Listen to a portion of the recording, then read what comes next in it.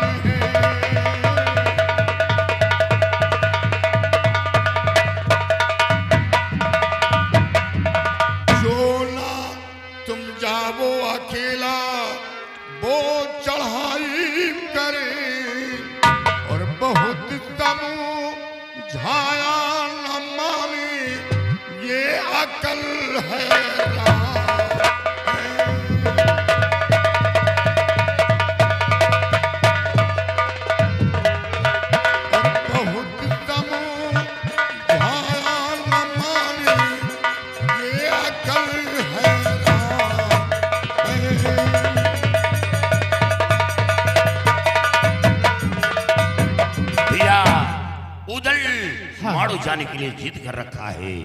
क्या उदल माड़ो जाने के लिए जिद कर रहा है? हाँ, और आपकी भी बात नहीं माना उसने। लेकिन भैया, करिया से सुनो मेरी बात। और कर्नल करिया से भैया ना कोई आसान है।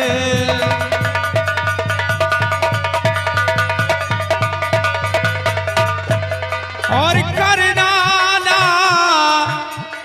करिया से भैया ना कोई आसान है। वीरपा का वो लड़ैया और वीरपा का वो लड़ैया करिया बड़ा बलवान है।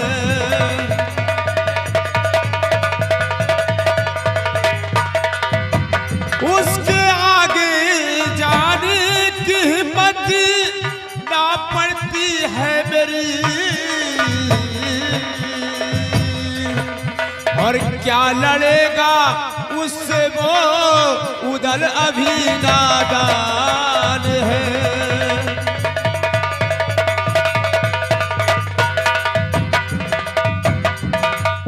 भैया, ये आप क्या कह रहे हैं?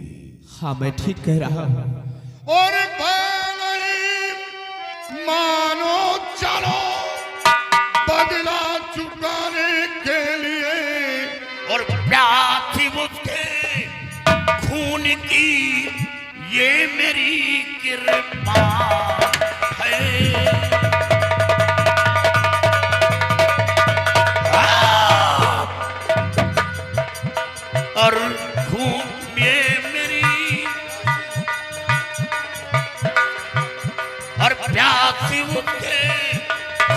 थी ये मेरी कृपान है।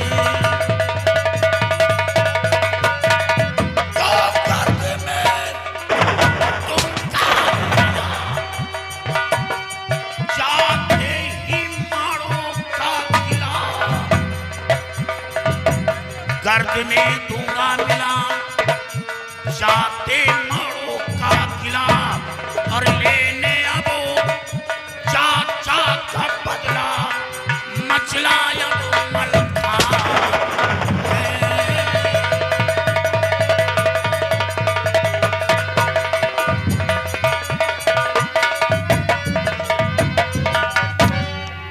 लेकिन भैया जरा सोचो, वो करिया इतना बलवान है जिसके चलने में अर्थ गब बिगड़ जाता है, जिसकी दहाड़ से लोग कांपते हैं, थरथराते हैं, उससे हम लोग बदला कैसे चुकाएंगे? भैया ठीक है, अगर तुम्हारी यही भैया एक दुश्मन की तारीफ करते हो। भैया आपने मेरी जुबान बंद कर रखी थी, आज जो एक थप्पड़ मार खाया वो कारण आप हैं। लेकिन हमेशा आप यही बात मेरे सामने पेश किया कि ये बात उदल के सामने नहीं आना चाहिए कि करिया महोबे में चढ़ाई किया। लेकिन भैया जो तारीफ करने वाली चीज है उसी की तारीफ की जाती है। तारीफ तारीफ तारीफ, अगर वो अपनी माँ का दूध पिया है तो हम लोग भी अपनी माँ का दूध पिएं। भैया अगर आप नहीं जाएंगे तो आप मत जाएगा, आप बैठेंगे और उदल और मलखान जाएगा और करिया जंबे को उस ललकार का समर चेत में मारा। अरे भैया अगर आप लोगों की यही जिद है तो ठीक है, मैं भी आपके साथ चलूंगा। लेकिन भैया सबसे पहले हमारे बुजुर्ग तारा चाचा जी हैं, उनको बुलाया जाए और उनसे सलाह लिया जाए। भैया चाचा जी कभी ये नहीं कहेंगे कि जिनके बेटे एक से एक नौजवान हो और अपने पिता का बदला न ले। हाँ उस वक्त वो बेचारे अकेले पड़ गए थे, उनके पीठ पर सहारा देने वाला कोई नहीं था। लेकिन आज तो उनके बेटे एक से एक नौजवान है। जब यही बात है तो आप तशरीफ रखें। मैं अभी चाचा जी को यहाँ बुलवाता हूँ। ठीक है। रुपन इसी वक्त दसई पुरवा जाओ और चाचा जी को खबर करो कि बच्चे याद किए हैं। चाचा जी दौड़ कर आएंगे। साथ साथ उदल को भी भेज दो।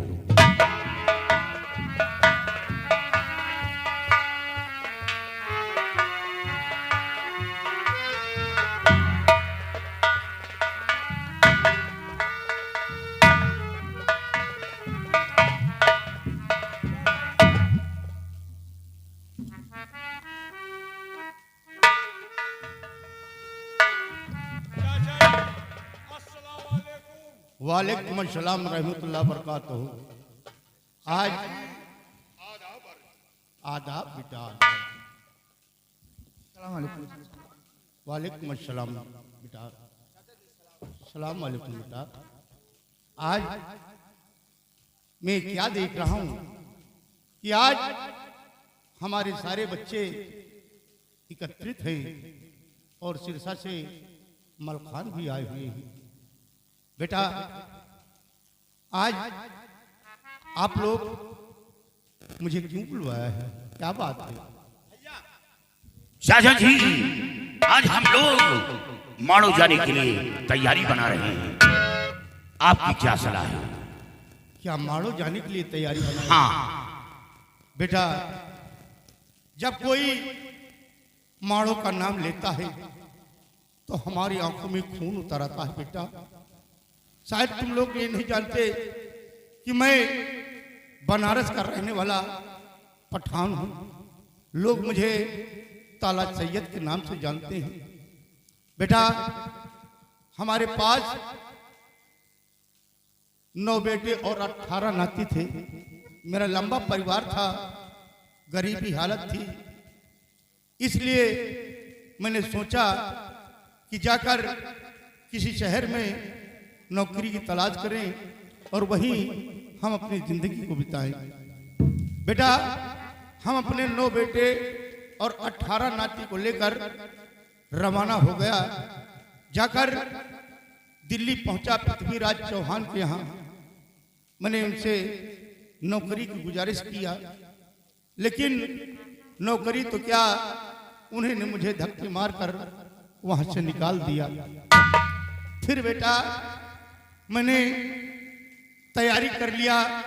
रास्ते में महोबा मिला। जब मैं वहां पहुंचा तो नौकरी की गुजारिश न करके मैंने उनसे 2 वक्त की रोटी का सवाल किया। बेटा, उन्होंने कोर्ट से मुझे राशन दिलाया और जाके मैं चौपाल में भोजन पकाना शुरू कर दिया। भोजन पकाकर हम अपने बच्चों को लेकर खाना परोस दिया था। हमारे बच्चे खाना खा रहे थे और मैं भी जैसे ही निवाले को उठाया, एक निवाला मेरे मुंह में था और दूसरा हाथ में था। उसी वक्त करिया का डंका बज गया। उसने महोबे पर चढ़ाई कर दिया। मैंने सोचा कि अब मैं क्या करूं। आपके पिताजी मुझे बुलाया और उन्होंने कहा कि आप हमारे मेहमान हैं और करिया ने हमारे महोबा पे चढ़ाई कर दिया है। हम नहीं चाहते कि आपकी जान जाए यहाँ पर, आप यहाँ से चले जाएं। मैंने कहा नहीं भाई, ऐसे कैसे हो सकता है। हमारे रगों में आपका नमक समा गया है। हमारा फर्ज ये नहीं कहता कि हम आपको इस हालत में छोड़कर मैं वापस चला जाऊं। बेटा, मैंने अपने 9 बेटे और 18 नाती को लेकर रण स्थल में कूद गया और वहां पर हम घनघोर घमासान युद्ध किया और शाम हो जाने के कारण युद्ध समाप्त हो गया। जब मैं पीछे लौट कर देखा तो उसी रणस्थल में हमारे 9 बेटे और 18 नाती शहीद हो गए। बेटा, रात का वक्त था, महोबे वाले सभी सो रहे थे। रात के 12 बजे करिया ने फिर महोबा पे चढ़ाई किया। बेटा, पहुंचा तुम्हारी मां के पास, उनके गले का नौलखा हाथ छीन लिया। फिर पहुंचा आपके पिताजी दशराज के पास और पृथ्वीराज के पास, उनसे पारस पत्थर का सवाल किया। उन्होंने पारस पत्थर न दिया। इसी कारण करिया क्रोध में आकर तुम्हारे पिताजी का शीश काट लिया। बेटा, उस वक्त की कहानी जब मुझे याद आता है तो बेटा मेरी आंखों में खून उतर आता है। मैं क्या करता, मजबूर था। बेटा, मैंने सोचा अब मैं यहां रहकर क्या करूंगा। हम क्यों ना बनारस वापस चले जाएं। जैसे ही हमने बनारस के लिए तैयारी बनाया, तुम्हारी माँ महलों पे खड़ी थी और खिड़की से उनकी नजर हमारे ऊपर पड़ी। दासियों द्वारा मुझे बुलवाया और उन्होंने कहा कि भाई साहब आप कहाँ जा रहे हैं। मैंने कहा मैं वापस अब बनारस जा रहा हूँ। तुम्हारी माँ ने कहा वाह भाई वाह, आप क्या दीन हकीम क्या यही कहता है कि जब हमारे बच्चों के सर का साया उनके पिताजी थे तो आप डट करके मुकाबला किया, और जब मेरे बच्चों के सर का साया छूट गया तो आप बनारस वापस जा रहे हैं। बेटा, इतना सुनते ही मेरा कलेजा धड़क उठा। बेटा, मैंने तुम बच्चों को अपने सीने से लगा लिया और मैंने कसम खा लिया कि जब हमारे बच्चे सयाने होंगे तो हम एक न एक दिन उस करिया से बदला जरूर लेंगे। तो बेटा, आप मुझसे सलाह ले रहे हैं। अरे मैं तो यही चाहता हूं कि उस करिया को जिस प्रकार से सोते हुए आपके पिता की का शीश उतारा है, मैं तो यही चाहता हूं कि उस करिया को रण क्षेत्र में दौड़ा दौड़ा कर मारे। यही हमारी हार्दिक इच्छा है बेटा। ज्यादा दी ये दशा मेरे पिताजी की, ये दशा मेरे पिताजी की और करिया और जम्बे को मिलनकार करके नहीं नहीं बेटा, करिया कोई बकरी का बच्चा नहीं है कि जो दौड़े और उसे पकड़ लिया।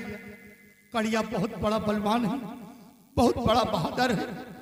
हम अगर तुम लोगों को उसके सामने खड़े कर देंगे तो आप लोग बेमौत मारे जाएंगे बेटा।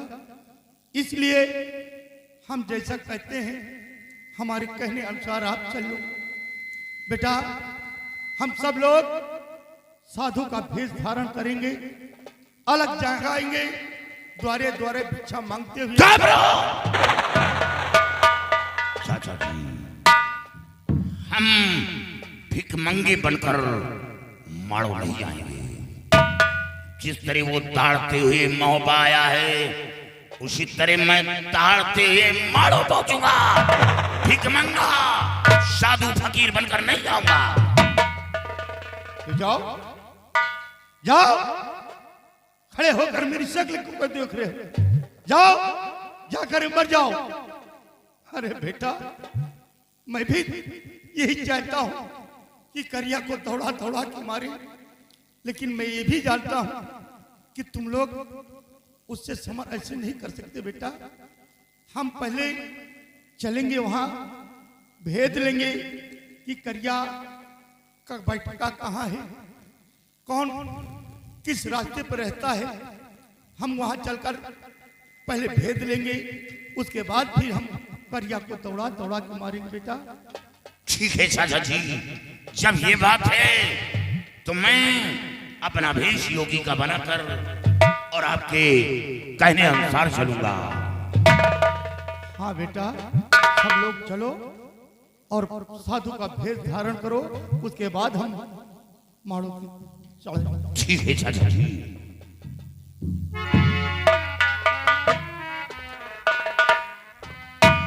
भैया चलो तैयारी बनाओ।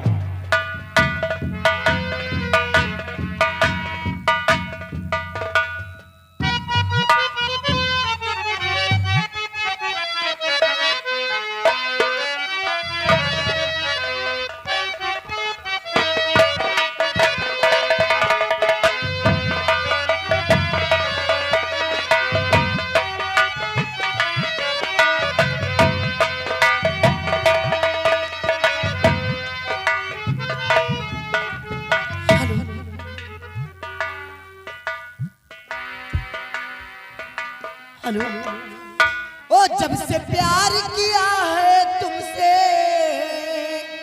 हो